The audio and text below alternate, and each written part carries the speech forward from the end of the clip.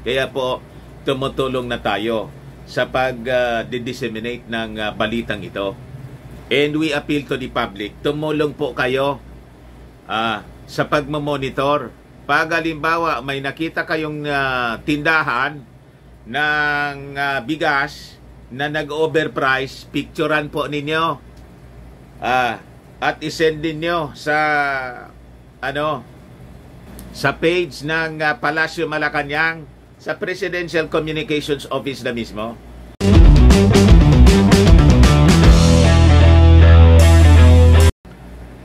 May price selling na mga kababayan yung presyo ng bigas. So tama to mga kababayan na aksyon na ginawa ng ating Pangulong Bongbong Marcos, kasi sobra nang abusado yung ating mga negosyante po ng bigas, pati nga po ng kamatis. Lumipad na daw sa 200 pesos yung kilo ng kamatis. Ipabulok ninyo yung kamatis ninyo. Anyway, pwede man po tayo hindi gumamit ng kamatis, di ba? Hindi man po araw-araw kailangan natin gumamit ng kamatis. But before ko mga kababayan na ibigay sa inyo yung balita, click subscribe muna dito sa ating YouTube channel and hit the notification bell para lagi po kayong updated ng mga kaganapan dito sa ating bansa. Like and share na rin po ninyo ng ating video, at wag na rin po ninyo na skip yung ating mga commercial ads para may pambili man lang tayo ng bigas. Pero good news po, mamaya ibigay ko din sa inyo yung presyo ng onions po, yung sibuyas, 70 pesos per kilo na lang po. Ngayon, dahil sa pagbaba ng presyo ng onions, may reklamo uli yung mga magsasaka. Yung organisasyon ng mga magsasaka, may reklamo uli kasi mura. Pag mahal, may reklamo. Hindi mo na matimpla. Pag bumagsak yung presyo, ayun, may reklamo uli. But anyway, unahin ko muna itong balita na yung ating Pangulong Bongbong Marcos nag-set na siya ng price sellings on rice nationwide. Ito po yung press release ng Presidential Communications Office. So tama ito, pag lumampas sila sa price selling, kumpiskahin na ng ating gobyerno yung kanilang paninda. At yung mga violators, dapat siguro, mga kababayan, kansilahin yung kanilang lisensya para hindi na po sila makapag-samantala, bawal sa kanila magbenta ng bigas. Di ba? Kailangan talaga gamitan na ng ating Pangulong Bongbong Marcos ng kamay na bakal. So, ito yung balita ngayon. President Ferdinand Marcos Jr. has approved the recommendation to impose mandated price sellings on rice in the whole country to ensure reasonably priced and conveniently accessible staple food para sa lahat ng mga Filipinos amid the alarming increase in its retail prices in the market. Kasi wala man pong shortage, sufficient po yung supply ng bigas, tinatago lang po nila ditong mga rice traders po.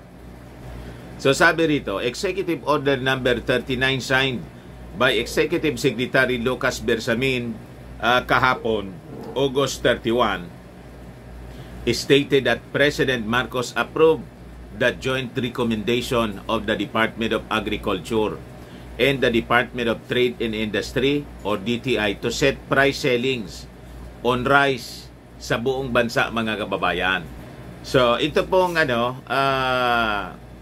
executive order pinalabas following the sectoral meeting na sinagawa po noong August 29, kung saan yung ating Pangulong Bongbong Marcos was briefed about the status of government initiatives to ensure sufficient rice supply in the country. Kaya po yung mga propaganda na mga anti-Marcos vloggers na hindi napagbigyan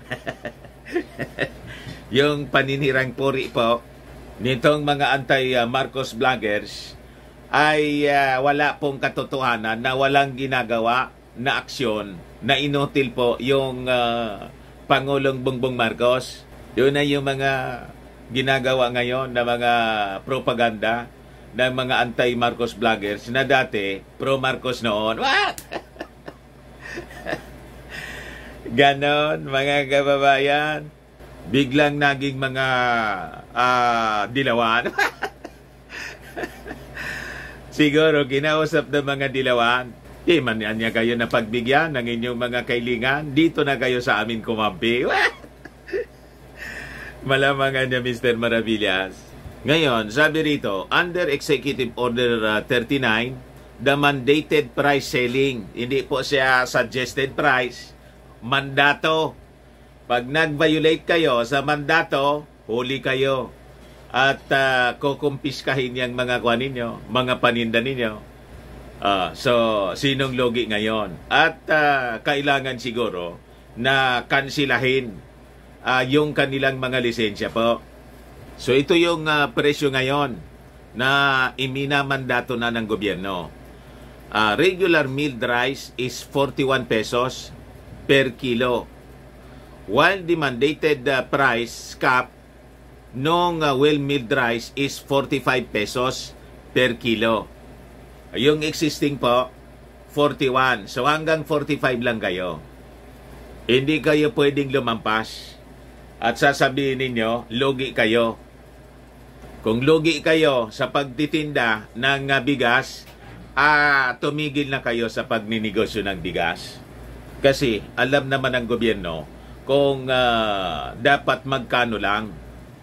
Hindi ninyo pwedeng gawing rason na kulang kasi yung supply ng bigas. Sufficient yung supply ng bigas. Hinuhoard lang ng mga ganid na mga negosyante. So sabi po dito, the mandated price selling shall remain in full force and effect unless lifted by the President upon the recommendation of the Price Coordinating Council or the Department of Agriculture at saka ng DTI. The executive order which will take effect immediately upon publication in the official gazette or in newspaper of general circulation. Kaya po, tumutulong na tayo sa pag-disseminate ng balitang ito. And we appeal to the public, tumulong po kayo sa pagmamonitor. Pag halimbawa may nakita kayong tindahan ng bigas na nag-overprice, picturean po ninyo at isend ninyo sa sa page ng Palasyo Malacanang, sa Presidential Communications Office na mismo, saka sa Department of Agriculture para madali yung pag-aksyon ng ating mga authorities. So sabi rito, the President has directed the DTI and the Department of Agriculture to ensure a strict implementation of the mandated price sellings,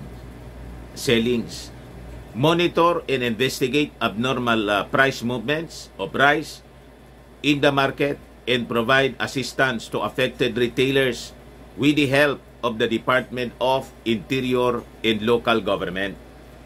Inutusan din ng ating Pangulong Bongbong Marcos yung Bureau of Customs to intensify its ongoing inspections in raids of rice warehouses to combat hoarding and illegal importation of rice in the country and facilitate the confiscation, seizure, or forfeiture of smuggled rice as may be warranted by law with the help of the Department of Agriculture.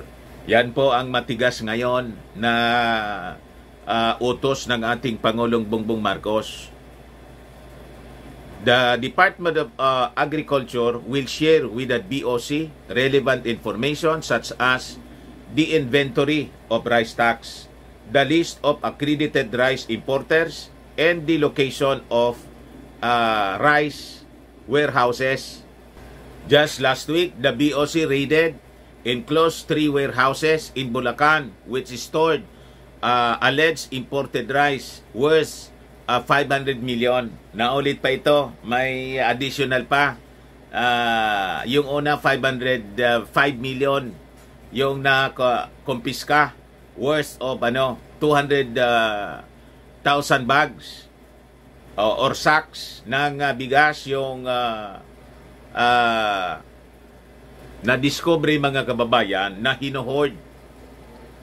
Tapos the following day, nag-raid uli po yung BOC with Speaker Martin Romualdez. Another more than 200,000 ulit na sako ng bigas yung nakumpiska po. Worth 517 million yata yon. 517 million pesos. So sabi rito mga kababayan, the President, so pinag-utos din mga kababayan ng ating Pangulo sa Philippine Competition Commission in coordination with the Department of Agriculture saka sa DTI to implement measures against cartels or those abusing the dominant position in the market to ensure fair market competition and uphold consumer welfare and protection. So may cartel. You see? Kaya yung sinabi po, mga kababayan ni Leocadio Sebastian, Yusek ng Department of Agriculture na walang cartel daw during the budget hearing ng kanilang departamento. Hindi man po totoo. Mismo yung ating Pangulong Bongbong nang nagsabi, may cartel. What? Mr. President, ayaw mo pa ba tanggalin yan si Leocadio? Tanggalin mo na po yung si Leocadio siguro. Pinapaya ka. Sabi dun sa hearing po, walang kartel. Ito. May kartel. Mga kababayan. Kasi kung walang kartel, hindi naniniwala yung ating Pangulong Bongbong na walang kartel. Hindi siya mag-uutos ng ganito. So ipinag-utos niya. Kasi may kartel. Di ba? O ngayon, the Philippine National Police and other law enforcement agencies are also mandated to render necessary assistance sa DTI saka sa Department of Agriculture para siguruhin yung immediate and effective enforcement nitong price sellings on rice dito po sa buong Pilipinas po. Ano kayo ngayon, yung mga nagsasabing walang ginagawa yung ating Pangulong Bongbong Marcos?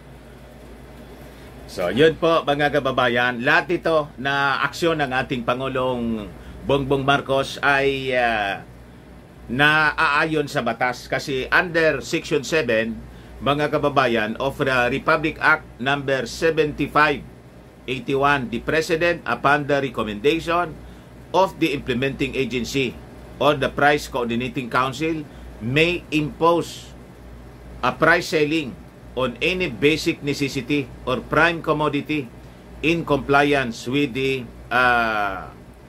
conditions set by the law. So may batas po mga kababayan na existing po. It was passed in 1992, allowing the state to provide effective and sufficient protection to consumers against hoarding, profiteering, at laban sa kartel. Yung ating Pangulong Bongbong Marcos ay naghihintay ng tamang pagkakataon, tamang panahon po. Kinausap niya muna itong mga negosyante na tumulong para sa progreso ng ating bansa. Kaya lang, ayaw nilang makinig. Gusto nila talaga magsamantala ng magsamantala. O ngayon, gagamitan na sila mga kababayan ng kamay na bakal ng ating Pangulong Bongbong. O ngayon, mga kababayan, ito naman yung balita tungkol sa presyo ng onions. Prices of red onions down to 70 a kilo. Dahil bumaba na sa 70 pesos per kilo, may reklamo ulit sila. Prices of local red onions in cold storage facilities went down to 70 pesos per kilo na lang. Galing mga kababayan sa dating 120 pesos sa gitna ng pagbaha ng imported red onions. Kaya galit yung kailangan kasi po na mag-import. Bakit po? Dinaanan pa lang tayo ng bagyo. Pag hindi po mag-i-import, magsasamantala na naman yung ibang mga negosyante. So lilipad na naman yung presyo to 700 pesos per kilo. May bala na naman po na panira yung mga anti-Marcos. Di ba? So ngayon, criticize po ng samahan ng mga farmers, itong grupo ng Samahang Industriya ng Agrikultura,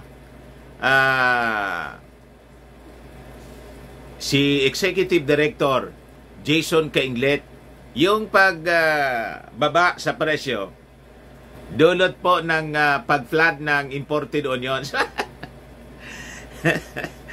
Sabi ko sa inyo, hindi talaga matimpla. Kasi niya, parang sumubra naman. I-criticize the Department of Agriculture and the BPI, yung Bureau of Plant Industry, for allowing the excessive importation niya nitong mga sibuyas. Labasan niya nito, lugi yung mga local producers ng onion.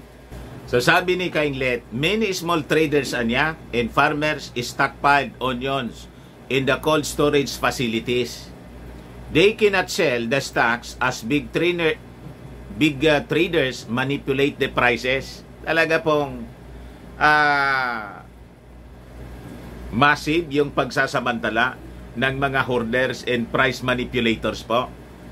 So sabi niya, the prices in the cold storage went down to 80 pesos per kilo from previous 120 niya to 130 pesos per kilo. According to him, the same individuals who were the subject of investigation niya of the House of Representatives are still controlling the trading of onions sa ating bansa. Makipagtulungan po kayo, Mr. Cainglet, sa mga taga-Department of Agriculture at sa Palasyo Malacanang.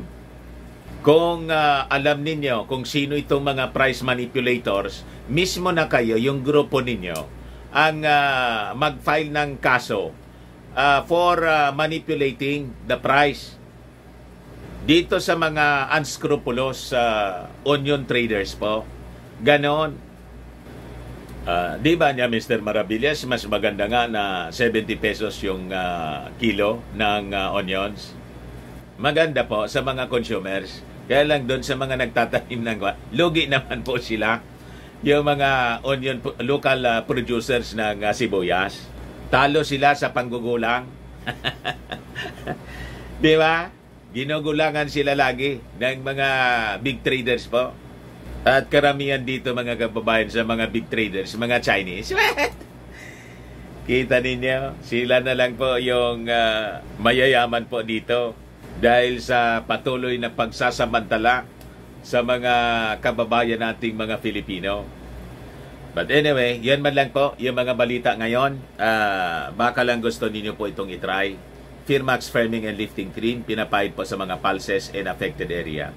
Mainam po sa paninigas ng mga kasok-kasuan. Ito naman po, Automax Radiant Serum. Sa mukha naman yung application. Anti-aging po siya. You will look 10 years younger than your age. Sa mga cancer patients naman po, baka lang gusto ninyo itong itry. Neng sa Red Mix Fruit Drink. Hindi man po siya gamot, food supplement siya. Kaya lang, gawa siya, mga kababayan, sa goji berry.